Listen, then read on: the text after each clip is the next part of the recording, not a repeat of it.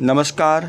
आप और आपका परिवार सुखी, समृद्धशाली, खुशहाल और सदा संकटों से मुक्त रहे, यही भगवान श्री राम से मंगल कामना करते हुए अपने YouTube चैनल भक्त और भगवान में आप सभी का बहुत बहुत स्वागत और अभिनंदन करता हूं। दोस्तों, आज मैं अपने पिताजी के जीवन की एक और सच्ची घटना बताने जा रहा हूं, जो कि 100% सही है। ये मैं हनुमान जी मेरे कुल देवता हैं। विश्वास कीजिए, ये 100% ये सही सत्य घटना है, जो कि मेरे पिताजी के साथ में सन 1982 से लेकर के 1992 तक 10 साल तक हर दूसरे तीसरे घटी है, जो कि मेरे पिताजी स्वयं इसके साक्षी हैं। सब लोग साक्षी हैं। अब मैं क्या बताऊं। यदि विश्वास हो तो वीडियो को पूरा अंत तक ज़रूर देखिएगा, और वीडियो पसंद आए तो इसको लाइक, सब्सक्राइब और शेयर ज़रूर कीजिएगा। दोस्तों, हमारा घर चुनार फोर्ट, जो चंद्रकांता की कहानी आपने सुनी होगी, वो चंद्रकांता चुनारगढ़ के किले में रहती थी। जो कि चंद्रकांता की कहानी एक काल्पनिक कथा थी, जो कि मुझे याद नहीं आ रहा है जो उस लेखक का नाम है। जो चंद्रकांता की कहानी ये कल्पना है, सत्य घटना नहीं थी। तो दोस्तों, वो अलग टॉपिक है, आज हम बात करते हैं।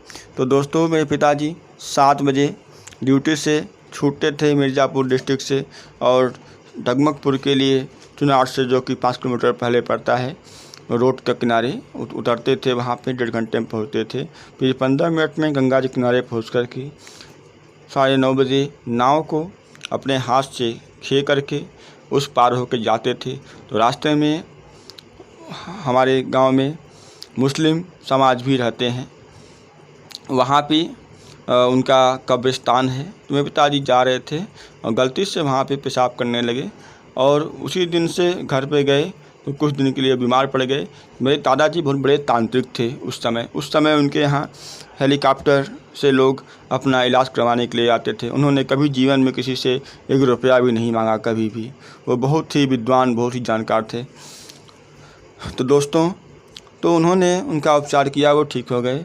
परंतु उसका नित्य पति का नियम था, वो आता था जब वो रात को 10 बजे, 10:30 बजे, जब भी सोने को तैयार होते थे 11 बजे, तो आता था। कभी शेर बन के, कभी बाघ बन के, कभी अलग अलग रूपों में आता था। वो आकर के मेरे पिताजी के चेस्ट पे बैठ कर के और सिर पे ठोकता था। और उसके बाद तो मेरे पिताजी गुरुजी, जो कि 3 बजे भोर में गंगा स्नान करके 4 घंटे भगवान का पूजन पाठ जप तप आदि करने के पश्चात जब वो जाते थे, तो मेरे पिताजी उनसे मिले। उन्होंने कहा, गुरुजी ऐसी ऐसी बात है। तो उनके गुरुजी ने एक हनुमान जी का साबर मंत्र बताया। वो साबर मंत्र शायद ही आज की पुस्तकों में, चाहे रावण संहिता हो, चाहे योगिनी तंत्र, किसी भी पुस्तक में नहीं मिलेगा वो, क्योंकि वो अति प्राचीन मेरे पिताजी गुरुजी, जो कि उस समय 60 ईयर्स से कम थे, उनका बताया हुआ वो मंत्र, जो कि मुझे भी याद है। उस पर हम कभी बताएंगे आपको। तो उस मंत्र का पाठ करते थे तो वो जिन गायब हो जाता था।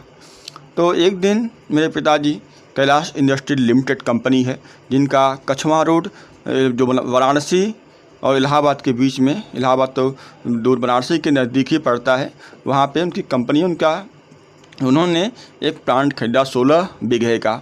उस बीघे में गए मेरे पिताजी, तो वहाँ पे एक मंदिर था। उसमें सिर्फ 2 खड़ाऊ, पत्थर के खड़ाऊ बने थे, सीमेंटेड, बहुत प्राचीन। तो उन्होंने, बहुत जंगल टाइप का बन गया था, सब साफ़ सफाई करवा करके, लेबर लगा करके, उन्होंने शाम को वो मार्केट से लड्डू, 1.25 पाव लड्डू, धूप, कपूर और फूल पत्ती ला करके उनका पूजन करके, जो भी, अब उनको मालूम ही नहीं था कि किस भगवान का, किस देवता का मंदिर है, करके वो शाम को ऐसे ही ओपन एरिया था, उसमें वो बैठे थे चारपाई पर, और वो जिन आ गया।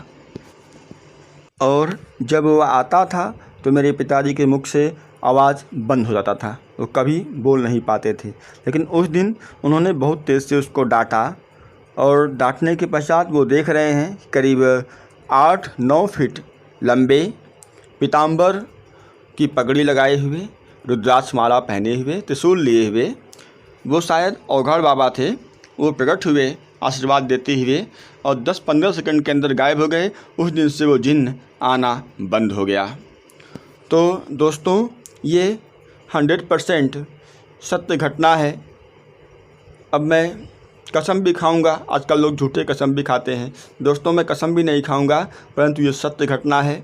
और कुछ एक चमत्कारिक घटनाएं मेरे जीवन में भी घटी हैं, क्योंकि मैं भी करीब 10 सालों से साधना करता हूं, जिसके साथ में साधना के साथ में महाप्राणायाम, योग, आसन वगैरह सब सम्मिलित होते हैं।